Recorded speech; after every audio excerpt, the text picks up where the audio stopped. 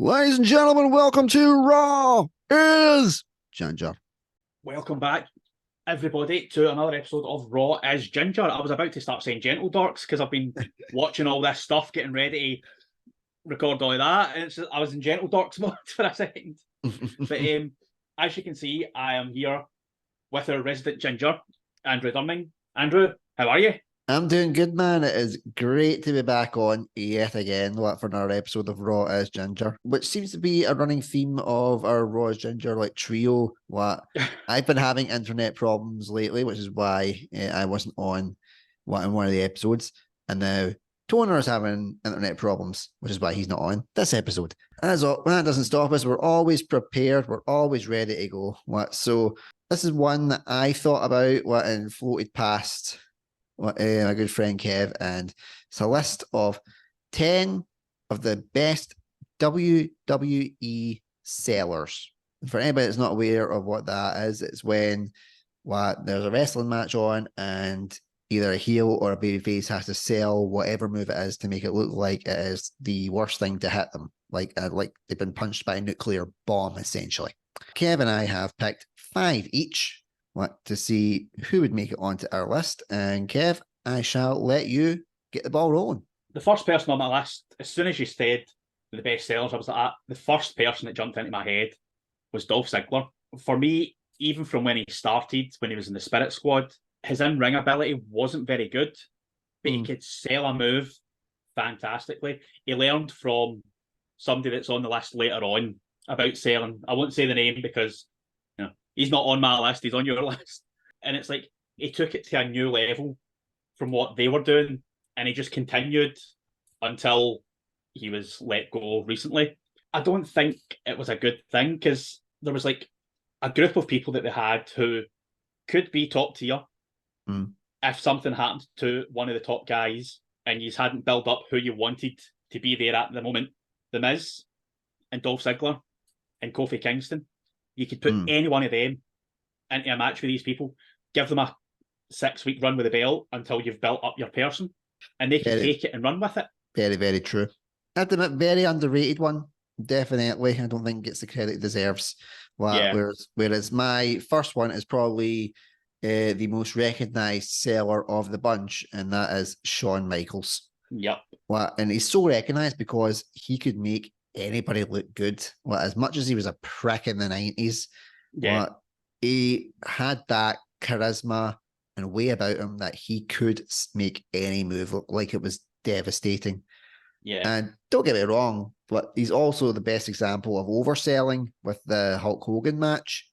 But that's the only time where I thought Shawn was being a prick, but I don't begrudge him in the slightest because it was like he was up against the master prick.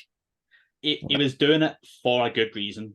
Yes, he was being a prick, but for a good cause, and I was A-okay with that. So Shawn Michaels definitely earned that respect back for doing that. Like what you're saying with Shawn Michaels, Dolph Ziggler grew up watching Shawn Michaels, watching him sell these moves and go, I want to do that. And then he took it to a new level, selling the way he did, because the way that the industry had changed, he had to sell it a different way, but he was still doing it sort of in the Shawn Michaels way of selling things, because Shawn Michaels completely changed everything with the way he sold. He brought the comedy out of selling, and the reason he done that is because of somebody else that's on the list who we'll get to later. Let's jump into your second one then.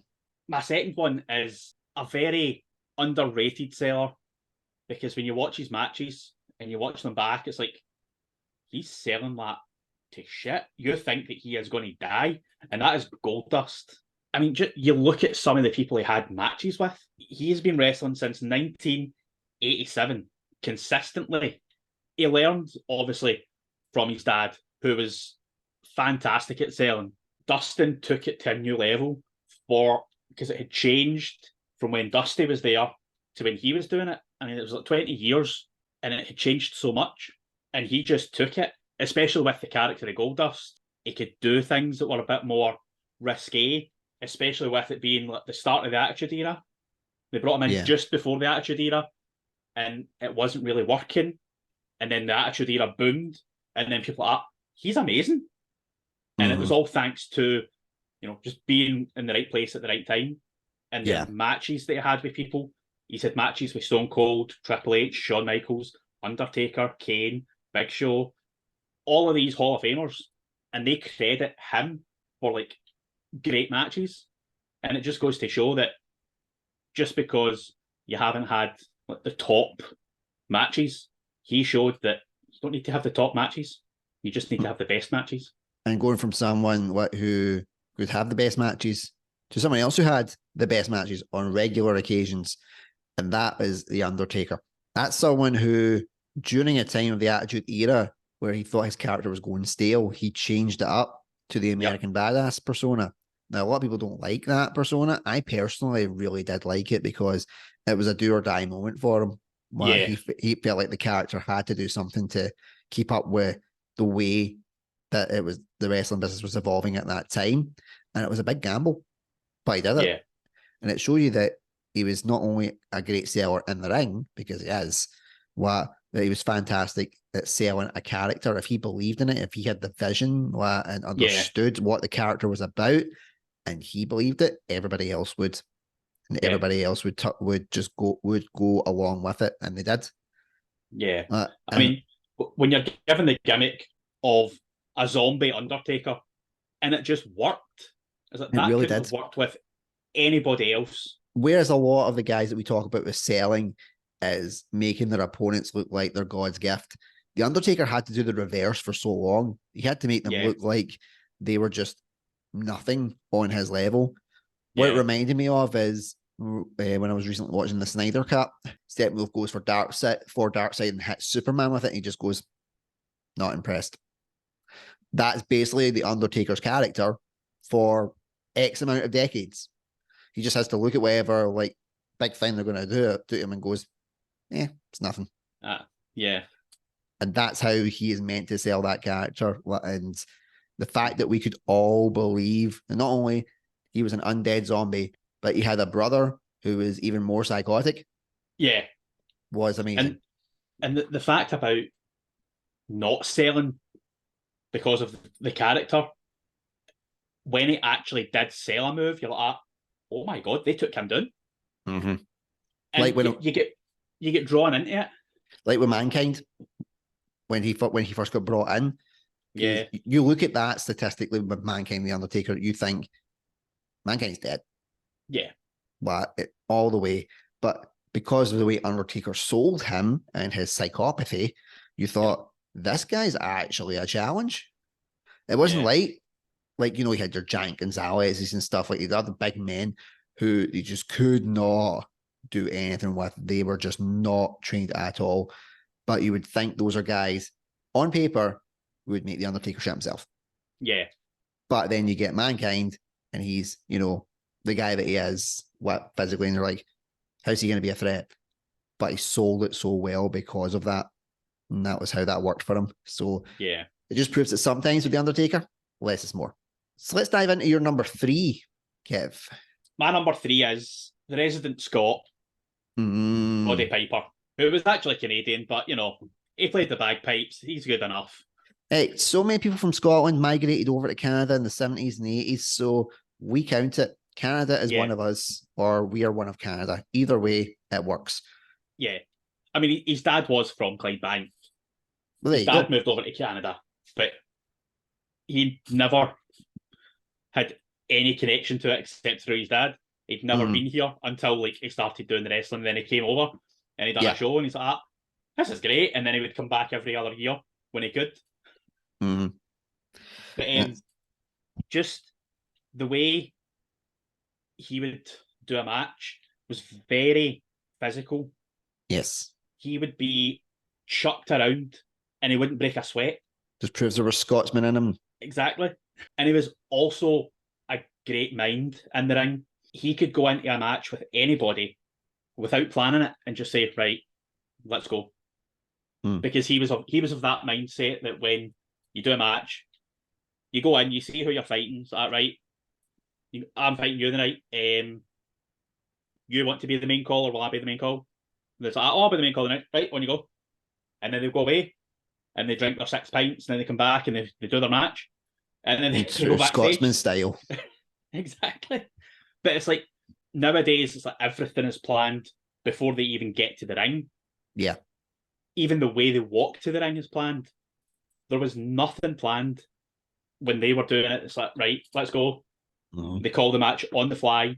And that didn't change until like the Attitude Era. When they're like, let's just go. Let's go back to what they used to do. They call the matches on the fly. Mm-hmm. And we got some of the best matches through that because it doesn't look staged. For a long time, it was looking staged. Then we got the Attitude Era. Fantastic. And then they started doing a lot more scripted stuff. Mm. And I stopped watching for a long time because it's like, it's too planned. That's why I would watch like TNA and New Japan and stuff like that, because they were doing it the old style, and that's what drew me in. But now it seems that with Triple H saying, right, here's the match, there's a spot, work around that. And it's working again. Yep. And Roddy Piper was a big part of the Attitude Era being what it is, because they looked at all his stuff in ring and out of ring, and they're like, we need that, except for everybody. Well, my third one as well is someone who could do both. He could do the scripted down to a T, and he could do the let's just wig it and do it on the fly. And that is the Nature Boy himself, Ric Flair. He is one of the most versatile wrestlers that you could ever have. The fact that he was able to do it in two completely separate promotions who had their own unique styles. Yeah. Like going like from, the WCW, NWA territories, to then in his later years coming into WWE, when, let's be real, a lot of WCW guys, no matter how big they were faltering badly under that style. Like you said, the overly scripted, well-planned, well-rehearsed kind of stuff. He was one of the very few that was able to rise to it. Yes, he built his reputation doing other things as well, but there was a reason why Triple H wanted him as part of Evolution. The guy could tell a story. The guy could sell. The guy could have matches with, people like Shawn Michaels and RVD to Undertaker, and even Vince McMahon. Yeah.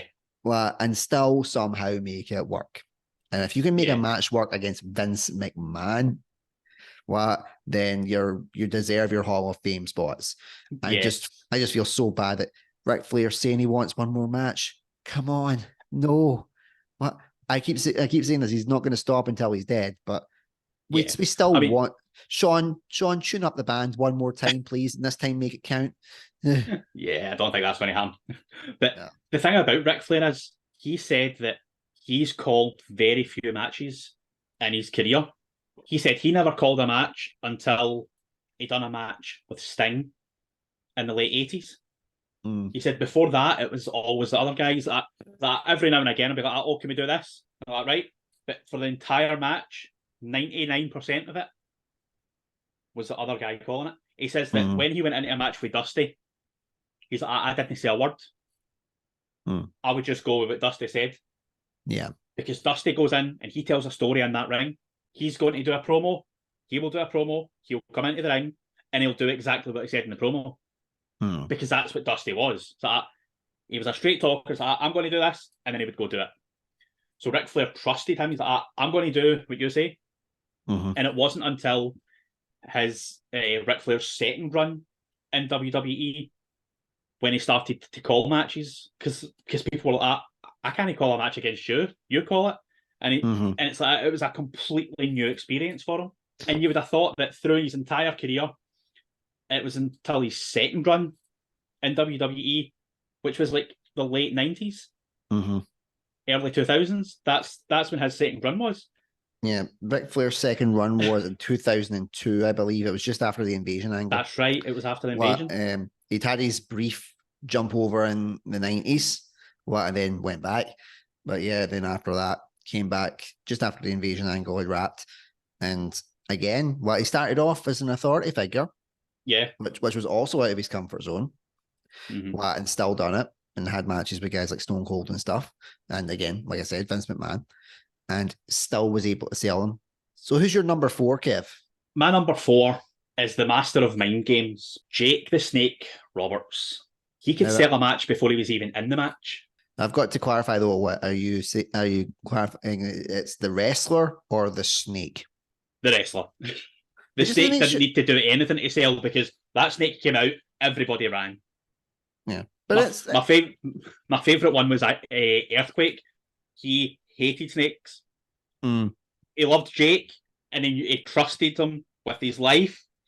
But as soon as that snake comes out, that man could run. Well, in fairness, it's a snake. I would run if there was a snake. And it's the fact that for selling, Jake could sell the fact that he wasn't a fan of snakes, because that's the whole thing. Like, he was terrified of them too, but he could sell that they were his best friend and his ally. But to any wrestler out there, and that is something that, you know, if you can do that, you really are a good seller. For my number 4, again, it's someone that's linked to Mick Foley, and it's Triple H.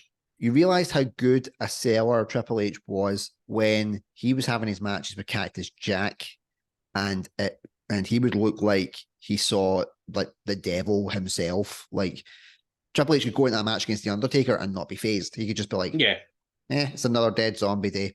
What? But the second that the Cactus Jack persona came out, it was like, oh my God, get me the hell out of here. I may not live. Because that was one of the first real types of selling that I remember from it, was when it was that Hell in the Cell match. The title V career. Yeah. And when he found out it was Cactus Jack, the look on Triple H's face, and it was like, oh God, oh no. Like, it was like you expect him to call like the Riot Squad to put up a barrier to get them away from it. And I'm like, what is the, because I was just fresh in, and I'm like, what is the deal with this Cactus Jack persona? And then I did a wee bit of kind of asked my mates, why was he so scared of him? And then I was like, okay, now I understand it. Yeah, that was a good sell job. Yeah, because Cactus Jack is the guy who got his ear ripped off in a match. Well, and it's the same and kept going. Yes. Well, that guy realistically in real life should be dead, but we are so glad that he is not. Yeah, I mean, just the build up to when Mankind's coming out and he's talking, and then it's like, blah blah blah. It's like, but it won't be Mankind that you're having the match with, and people are talking about you're Mankind, and then he just took the white shirt off, and it just hit the Cactus Jack, and everybody went absolutely mental, and it's like, oh my God, this is going to be a bloodbath, and it was. And it was, definitely. Which leads me to another one for Triple H. His Shawn Michaels feud, when Shawn was just coming back.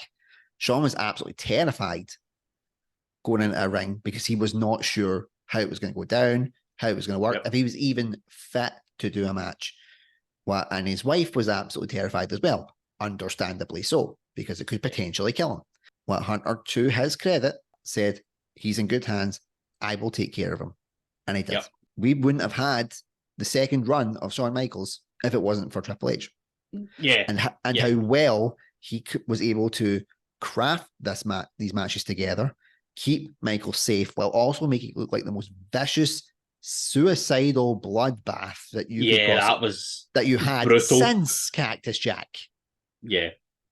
And that is all down to how Hunter himself can plan a match, execute it, and sell like there's no tomorrow. And the trilogy with him, Michaels, and The Undertaker, the WrestleMania trilogy, the amount of near falls in the last 2 God, I know. Of that, they only work if all parties can sell. And everybody that I put on my list, for those 3, they're there basically for WrestleMania, of how well they were able to do it.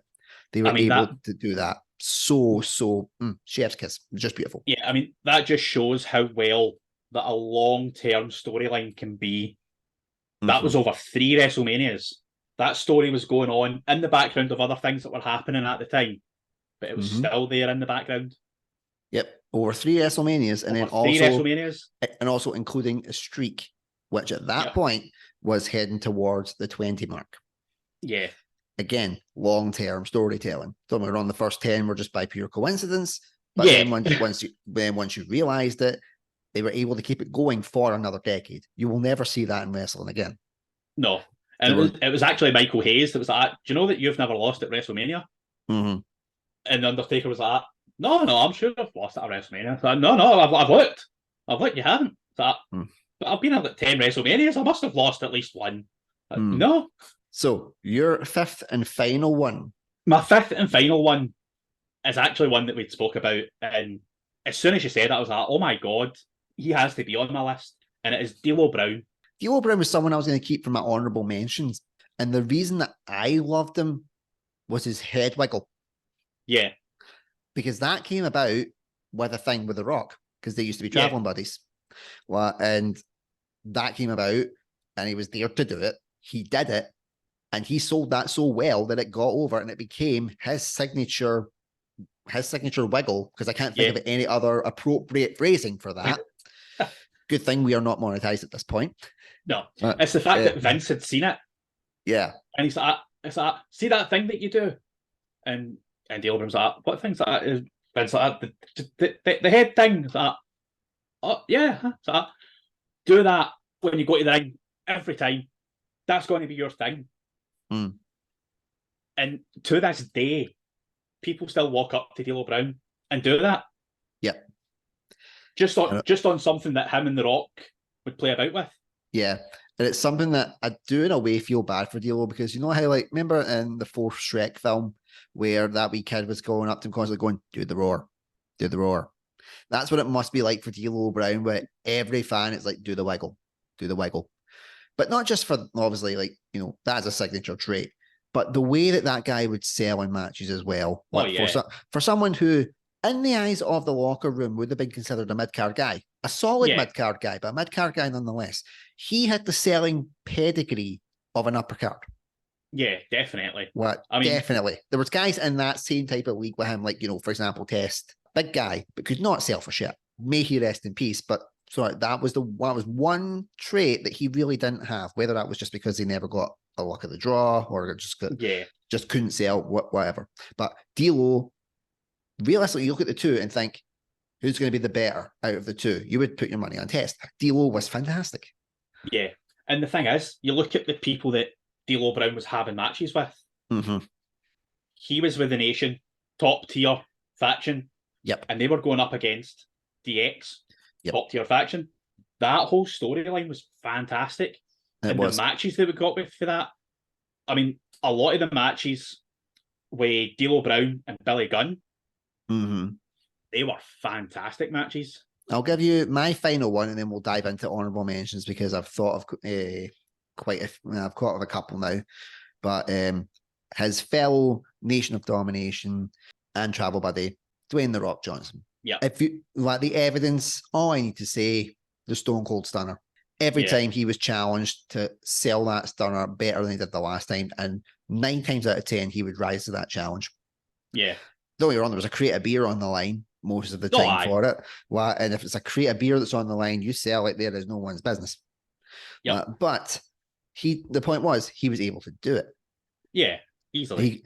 He could easily sell as a babyface. He could easily sell as a heel. He could sell against guys like Stone Cold Steve Austin. He could sell against guys like the Hurricane. Yeah. Like guys that, you know, realistically, as we looked at it again, when you look at where they were kind of in places on the card, should not be able to coexist. They did and had a fantastic match, and it's down to the selling of not only the Hurricane, but Dwayne "The Rock" Johnson. Absolutely fantastic. I mean, the thing about The Rock with the People's Elbow, that came about on a European tour. Yeah. And it was The Rock in Austin, and they were just so bored that they're like, what can we do in this match? How can you end me in this match in the most ridiculous way? And then they're sitting thinking, and Steve Austin was like, just do a stupid elbow drop on me. Do some pageantry and do an elbow drop and then pin me. Clean in the middle of the ring. Yeah. And let's see what that does. And the crowd went mental for it. And then when they get backstage, Vince was like, "What was that? That's not your finisher." That, "Oh no, we're trying something else." So, "Well, that's your finisher." And just from a stupid rib, that was born. Yep. And it just goes to show that just a bit of pageantry with an elbow drop, he sold that move so well. Even though it's just an elbow drop, not enough to finish anybody. But he's took out people like Austin, The Undertaker, The Big Show, Kane with an elbow drop, and people believe it because he sells it so well that people are, he done them in with an elbow. It was like a better version of, Hulk Hogan's leg drop, because there was the pageantry behind it. So I'm going to go with a couple of honorable mentions. So the first one for me is the Hurricane, because if you're able to sell a superhero, and when the time of the Attitude Era / Ruthless Aggression, you instantly get aces in my book.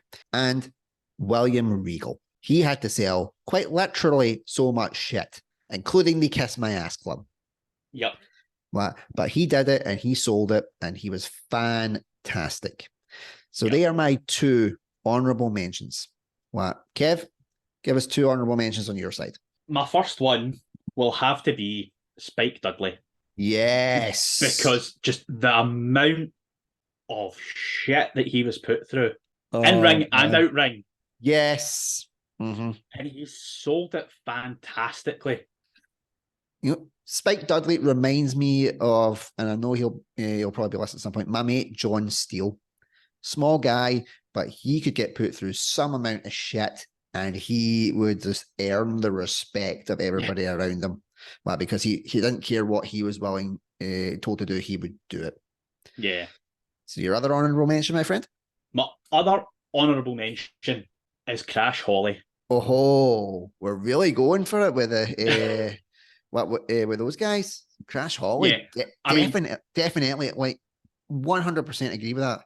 When you make someone who is clearly not 500 pounds carry a scale that's set to make him look 500 pounds, and he says, "Yeah, I'm 500 pounds," blah blah blah, and it's like, I can understand why they put him through the stuff they did, because he talks a load of shit. Fair enough. Chuck him through doors, chuck him through windies, run at him with the golf carts, and he took it like a trooper. He sold the Hardcore Championship. He sold it. Oh yeah. Considering who the Hardcore Championship started out with, Mankind, that you can say that Crash Holly took the Hardcore title to another level over Mankind. That's the instant props of selling that you get in anybody's book. He made the parts of WrestleMania 17, which is a fantastic WrestleMania. The bits that should have been downtime, he kept that energy going with the amount of crap he was willing to put himself through. I know. And just the whole thing about the 24/7 thing, they put the belt on him, and he's like, it was actually his idea. He's like that to Vince, look, why don't we do a thing with the Hardcore title that it can be anywhere, anytime, as long as there's a referee there, you can have a match. And then Vince was like, no, that's a good idea. And that was just an off-cut remark saying, we could do that.